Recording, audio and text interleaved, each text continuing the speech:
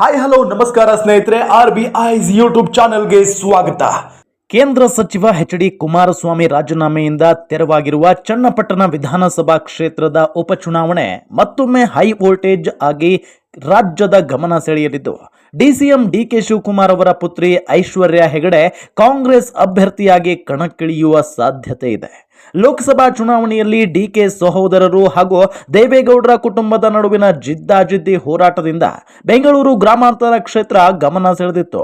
ಲೋಕಸಭೆ ಚುನಾವಣೆಯಲ್ಲಿ ಪರಾಭವಗೊಂಡಿರುವ ಡಿಕೆ ಸುರೇಶ್ ಅವರು ಚನ್ನಪಟ್ಟಣದಲ್ಲಿ ಉಪಚುನಾವಣೆಗೆ ಸ್ಪರ್ಧೆಗೆ ಆಸಕ್ತಿ ತೋರದ ಹಿನ್ನೆಲೆಯಲ್ಲಿ ಐಶ್ವರ್ಯ ಅವರನ್ನ ಕಣಕ್ಕಿಳಿಸುವ ತೀರ್ಮಾನಕ್ಕೆ ಡಿಕೆಶಿ ಕುಟುಂಬ ಬಂದಿದೆ ಎನ್ನಲಾಗಿದೆ.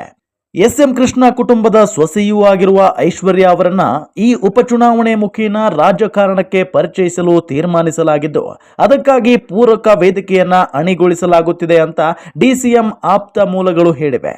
ಲೋಕಸಭೆ ಚುನಾವಣೆ ಫಲಿತಾಂಶ ಪ್ರಕಟವಾದ ನಂತರದ 3 ವಾರಗಳಲ್ಲಿ ಡಿಕೆ ಶಿವಕುಮಾರ್ ಅವರು 3 ಸಲ ಚನ್ನಪಟ್ಟಣಕ್ಕೆ ಭೇಟಿ ನೀಡಿ ಕ್ಷೇತ್ರದುದ್ದಕ್ಕೂ ಸುತ್ತಾಟದ ಮುಖೇನ ಜನರ ನಾಡಿ ಮಿಡಿತ ಅರಿಯಲು ಮುಂದಾಗಿರುವುದು ಐಶ್ವರ್ಯ ಸ್ಪರ್ಧೆ ಸಾಧ್ಯತೆಯನ್ನ ಖಚಿತಪಡಿಸುತ್ತಿವೆ. ಎಕ್ಸಾಕ್ಟ್ಲಿ ಹೌದು. ಇತ್ತೀಚಿನ ದಿನಗಳಲ್ಲಿ ನಾವು ಗಮನಿಸಿದ ಹಾಗೆ ಡಿಕೆ ಸುರೇಶ್ ಅವರು ಸಂಸದರಾಗಿ ಆಯ್ಕೆಯಾಗಿದ್ರು, ಆದರೆ ಈ ಚುನಾವಣೆಯಲ್ಲಿ ಅವರು ಸೋತ್ ಬಿಟ್ರು. ಅದಾದ ನಂತರ ಚನ್ನಪಟ್ಟಣ ವಿಧಾನಸಭಾ ಕ್ಷೇತ್ರದ ಬೈ ಎಲೆಕ್ಷನ್ ನಡೆಯುತ್ತೆ. ಆದರೆ ಆ ಬೈ ಎಲೆಕ್ಷನ್ ನಲ್ಲಿ ಯಾರು ಸ್ಪರ್ಧೆ ಮಾಡ್ತಾರೆ ಅನ್ನೋ ಕುತೂಹಲ ಕೂಡ ಇದ್ದೇ ಇತ್ತು. ಆದರೆ ಡಿಕೆ ಸುರೇಶ್ ಅವರ ಹೆಸರು ಮೊದಲಿಗೆ ಕೇಳಿ ಬಂತು. ಅದಾದ ನಂತರ ಡಿಕೆ ಸುರೇಶ್ ಅವರೇ ಸ್ಪರ್ಧೆ ಮಾಡ್ತಾರೆ ಅಂತ ಹೇಳಲಾಗ್ತಾ ಇತ್ತು. ಇದೆಲ್ಲ ಮೀರಿ ಯಾರು ಊಹೆ ಮಾಡಲಾಗದಂತ ಒಂದು ವಿಚಾರ ಇದು.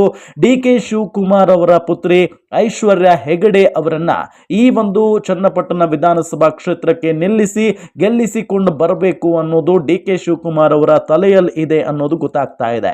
ನೋಡೋಣ ಯಾರು ಕೈ ಅಭ್ಯರ್ಥಿ ಆಗ್ತಾರೆ. ಡಿಕೆಶಿ ಆಗ್ತಾರಾ, ಡಿಕೆ ಸುರೇಶ್ ಅವರು ಆಗ್ತಾರಾ, ಅಥವಾ ಐಶ್ವರ್ಯ ಹೆಗಡೆ ಆಗ್ತಾರಾ? ಕಾದ್ ನೋಡೋಣ.